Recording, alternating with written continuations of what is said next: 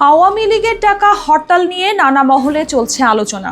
এরই মাঝে রুহুল কবির রিজভী বললেন, জনগণের সাড়া না পেয়ে অনলাইনে হরতাল অবরোধ করছে আওয়ামী লীগ। 2 ফেব্রুয়ারি দলের প্রতিষ্ঠাতা জিয়াউর রহমানের সমাধিতে শ্রদ্ধা জানানোর এক কর্মসূচি শেষে একথা বলেন তিনি। রিজভী বলেন, শেখ হাসিনা পার্শ্ববর্তী দেশের আশ্রয় পেয়ে নানা ধরনের উস্কানিমূলক কাজ করার জন্য তার কর্মীদের নির্দেশ দিচ্ছেন। শেখ হাসিনা তার বর্বর শাসন ফিরে পেতে মরিয়া।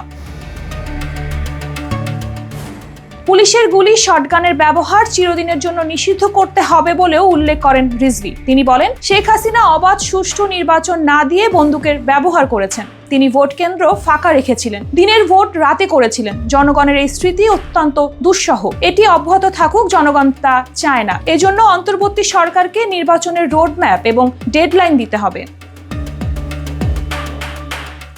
বিএনপি সংস্কারের বিরুদ্ধে নয়, এমনটা উল্লেখ করে তিনি বলেন, বারবার আমরা বলেছি কেমন সংস্কার প্রয়োজন। সংস্কার হতে বেশি দিন সময় লাগে না। আবার এটি একটি চলমান প্রক্রিয়া। এর জন্য নির্বাচন আটকে রাখার কোনো মানে হয় না বলেও মন্তব্য করেন রিজভী।